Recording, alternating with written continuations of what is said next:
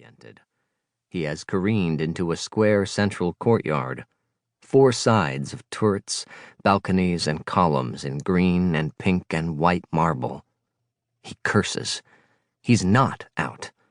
He's wandered deeper into the palace complex. The flowers are gone now, the ornamental bushes bare of leaves, but on the cobblestone paths, wedding guests huddle for warmth around brightly burning braziers in the last rays of the afternoon sun, pulling cloaks around them. A plump gray-haired manservant picks up fallen wine cups and places them on a tray. An old man with a cane walks slowly through the crowd, leaning heavily on a younger man's arm. "Wine, my lord?" asks a high-pitched male voice in the soft accent of Byzantium.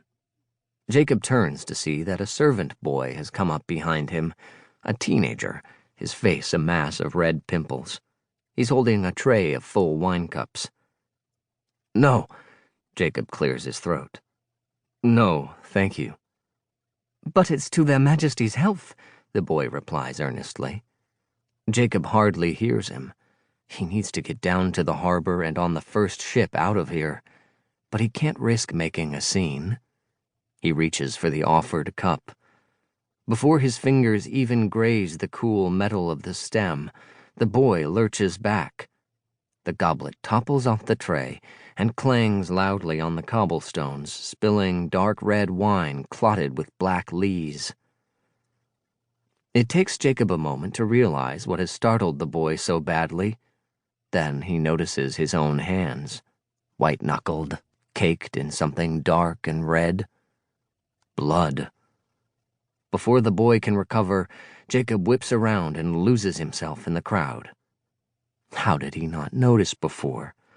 How long has he run through the palace, his crime blazing on his hands for all to see? He is too overwhelmed to care. In the middle of the courtyard sits a marble fountain in the shape of a griffin, wings tucked against a lion's body, water foaming out of its open eagle's beak into a painted basin below.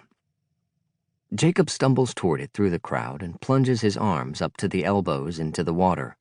He can hardly feel the harsh cold of it against his slashed flesh as he scrubs, scratching and rubbing, until he's sure the skin itself will peel away.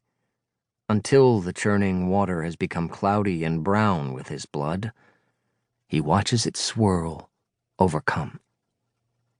Jacob meant only to kidnap Queen Olympias, not kill her. The plan was to hold her hostage.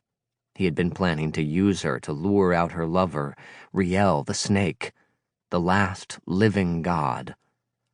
But when he went to her chamber, she recognized him, and then, smiling, told him she had savagely murdered his entire family. She'd gone after his first love, Katerina, and when his family hadn't known her whereabouts, the queen had set their home on fire, had personally watched Jacob's mother and father and little brothers scream in agony as the soldiers butchered them and the flames devoured them.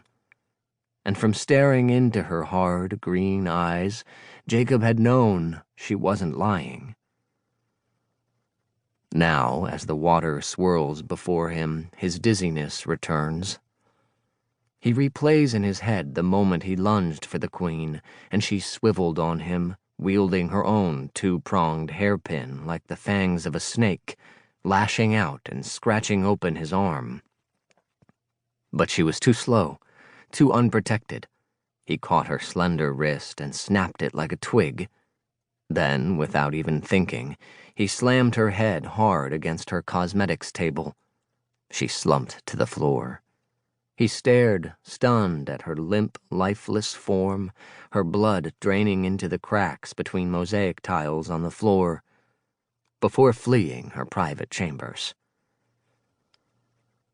Bent over the fountain and blinking to try to clear his vision, Jacob takes stock of the fact that he has lost the god, that the queen is dead, that his family is gone forever.